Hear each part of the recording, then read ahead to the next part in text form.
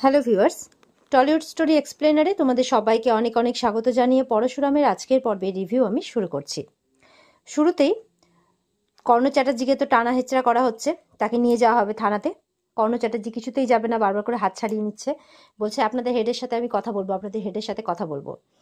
তখন পরশুরামকে ফোন লাগায় বলরাম, বলছে কর্ণ চ্যাটার্জি কথা বলবে। তখন লাট্টু কানে ফোনটা ধরে আছে আর পরশুরাম কথা বলছে। বলেছিলাম না আগুন জ্বলবে, আগুন লাগিয়ে দেবো।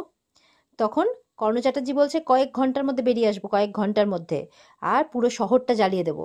তখন বলছে পুরো শহরটা আপনার পৈতৃক সম্পত্তি নয়, পরশুরাম বলছে আগুন তো এবার আপনি দেখবেন যে কিভাবে জ্বলে। শিবপ্রসাদ গাঙ্গুলিকে দুটো গুলি মেরেছেন আপনি, স্কুলে লাট্টুকে কিডন্যাপ করার চেষ্টা করেছেন, ক্রিমিনালদের পাঠিয়েছেন, এবার তো আর আপনার রেহাই নেই, পরশুরাম বলছে। এই বলে ফোনটা কেটে দেয়। আর ওদিকে হ্যালো হ্যালো করতে থেকে যায় কর্ণ চ্যাটার্জি। তখন কর্ণের ছেলে আসে, কবির এসব কি হচ্ছে, কি বাইরে এত ভিড় দেখলাম। বলছে তোমার বাবাকে তুলে নিয়ে যাওয়া হচ্ছে। বলছে প্লিজ শুনুন শুনুন আমার কথা, কিন্তু শুনছে না। আরাধ্যাও রিকোয়েস্ট করছে কিন্তু শুনছে না। কর্ণকে টানতে টানতে একদম বাইরে নিয়ে চলে যায়। বাইরে তো প্রেস কোশ্চেনের পর কোশ্চেন করছে, তাহলে কি এটা সত্যি যে শিবপ্রসাদ গাঙ্গুলিকে গুলি করার পেছনে আপনি ছিলেন, আর ওদিকে লাট্টুকে কিডন্যাপ করার পেছনেও আপনি ছিলেন? এরকমভাবে প্রশ্ন করে যাচ্ছে। আর তাড়াতাড়ি করে তখন স্পেশাল ব্রাঞ্চের লোকেরা তাকে গাড়িতে তুলে নিয়ে চলে যায়। আরাধ্যা তখন সঙ্গে সঙ্গে ফোন করে সত্যজিৎ মুখার্জিকে জানায়। সত্যজিৎ মুখার্জি শুনে তো অবাক হয়ে যায়। বাড়িতে তটিনীর মা বলছে কি হয়েছে, বলে অ্যারেস্ট করা হয়েছে কর্ণ চ্যাটার্জিকে। নন্দিনী বলছে সেটা তো হওয়ারই ছিল, খেলা তো এবার সবে শুরু হলো। নন্দিনীর এরকম কথা শুনে কিন্তু নন্দিনীর উপর রেগে যাচ্ছে সত্যজিৎ মুখার্জি। এদিকে কর্ণকে স্পেশাল ব্রাঞ্চের অফিসে নিয়ে চলে আসা হয়। আর তখন বলছে কর্ণ যে আমাকে প্রেস ঘিরে রেখেছিল, এই শহরে আমার একটা গুডউইল আছে, একটা মান সম্মান আছে। বলে নেই, কোনো গুডউইলও নেই আর কোনো মান সম্মানও নেই, সবাই আপনাকে ভয় পায়, কেউ সম্মান করে না, কোনো শ্রদ্ধাও করে না, বলরাম বলছে। আর বলরাম বলছে বলে বলরামের উপর চিৎকার করছে কর্ণ চ্যাটার্জি। সৌরভ বলছে এই বসুন তো, বেশি কথা বলবেন না, বসুন। বলে এই ছোকরা, তোমার চাকরি আমি কেটে নেব। বলে শুনুন, পারবেন না, কিচ্ছু করতে পারবেন না, রীতিমতো পরীক্ষা দিয়ে এখানে এসেছি, আপনার কোটাই নয়। এবার কর্ণ চ্যাটার্জি একদম মারতে যাচ্ছে। তখন বলছে বিহেভ ইয়োর সেলফ, বলরাম আটকে নেয় কর্ণকে। এবার কর্ণ চ্যাটার্জিকে বলছে বসুন, না হলে কিন্তু আমরা অন্যভাবেও কথা বের করতে জানি। কর্ণ বসে পড়ে। বলছে কতক্ষণ কতক্ষণ আটকাতে পারবেন?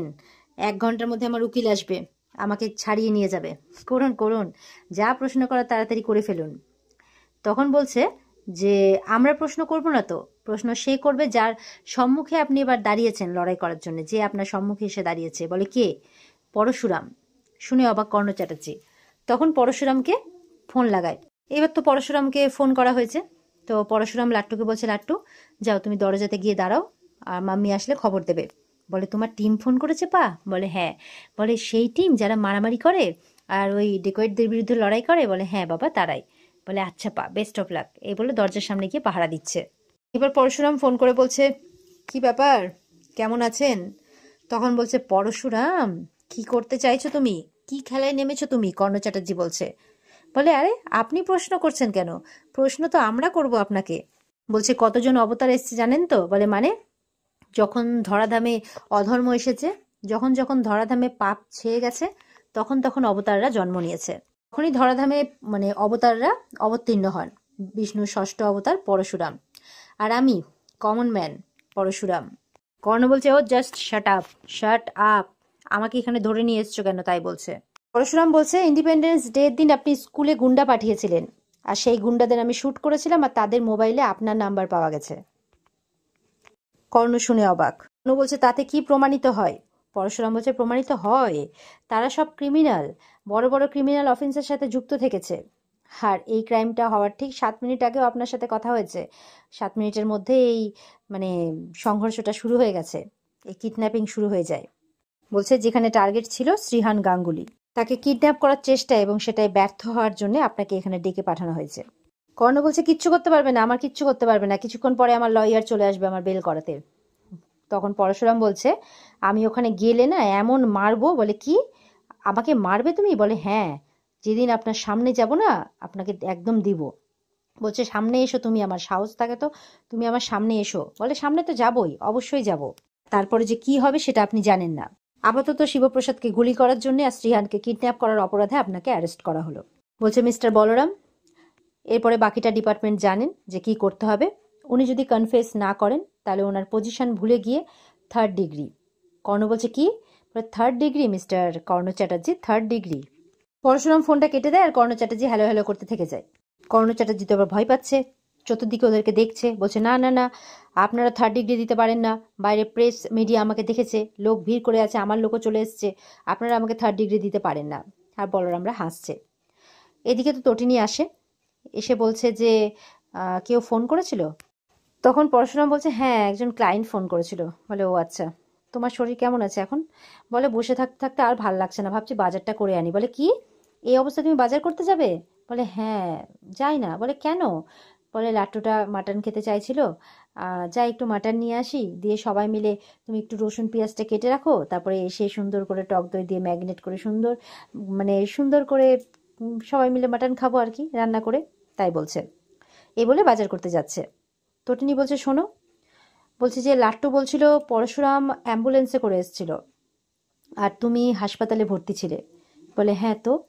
বলে না মানে একটা প্রশ্ন ছিল। বলে বলো। তখন প্রশ্ন করতে গিয়ে বলে না থাক কিছু না, দিয়ে পরশুরাম চলে যায়। মনে মনে বলছে তটিনী, পরশুরাম অ্যাম্বুলেন্সে এসেছিল আর শিবপ্রসাদ গাঙ্গুলি হসপিটালে ভর্তি ছিল। আপনারাও বুঝতে পারছেন নিশ্চয় যে তটিনীর মনে কোন প্রশ্ন জেগে উঠেছে। দেখতে পাবো যে এই প্রশ্নের কোনো উত্তর আগামী দিনে পায় কিনা তটিনী। তার জন্য দেখতে থাকুন পরশুরাম। এদিকে জিৎ মুখার্জি বলছে কর্ণ চ্যাটার্জিকে একদম নাস্তানা বোধ করে ছেড়েছে একেবারে। ভালো হবে না, তটিনীর ভালো হবে না। কি ভেবেছো তোমার মেয়ে ভালো থাকবে আর আমার মেয়ে অসুখী থাকবে? তটিনী তখন আরাধ্যার মা বলছে একদম না, ভালো হবে না, দেখো তটিনীর ভালো হবে না। তখন ভূমিকা বলছে কি বলছো কি, তুমি তটিনীকে অভিশাপ দিচ্ছ? বলেছি ও না তোমাদের মেয়ের মতো। তখন আরাধ্যার মা বলছে আর আমার মেয়ে তোমাদের মেয়ের মতো নয়। তটিনীর মা বলছে আমাকে শোনাচ্ছ কেন? আমার জামাইটার কথা ভাবো একবার, আমার লাট্টুটার কথা ভাবো, ওরা তো প্রায় মরেই গেছে। ওদেরকে আর কত যন্ত্রণা দেবে তোমরা?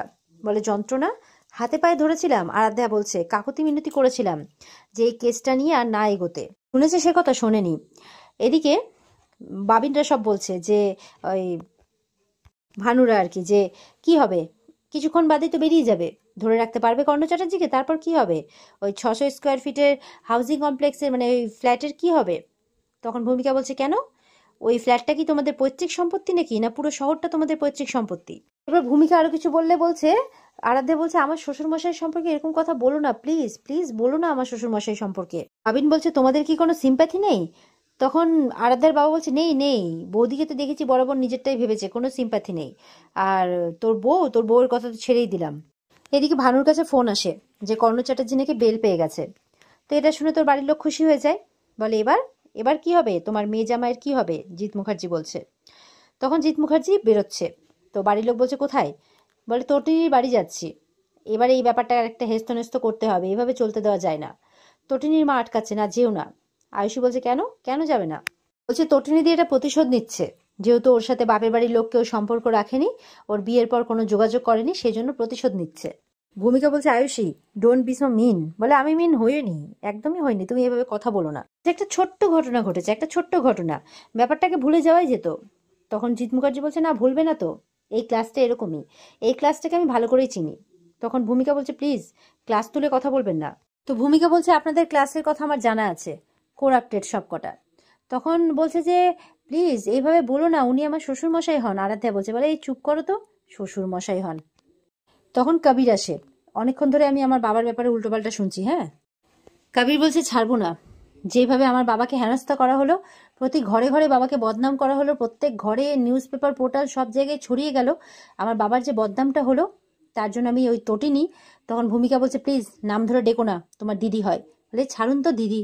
তখন জিৎ মুখার্জি বলছে মাথা গরম করো না, আর আরাধ্যার মাকে বলছে ওর খাওয়ার ব্যবস্থা করো, এখানেই খাবে। জিৎ মুখার্জি বলছে তুমি এখানে খাওয়া দাওয়া করো, আমি আরাধ্যাকে নিয়ে একটু তটিনীর বাড়ি যাব, চিন্তা করো না, এই জিৎ মুখার্জি তোমার সাথে আছে।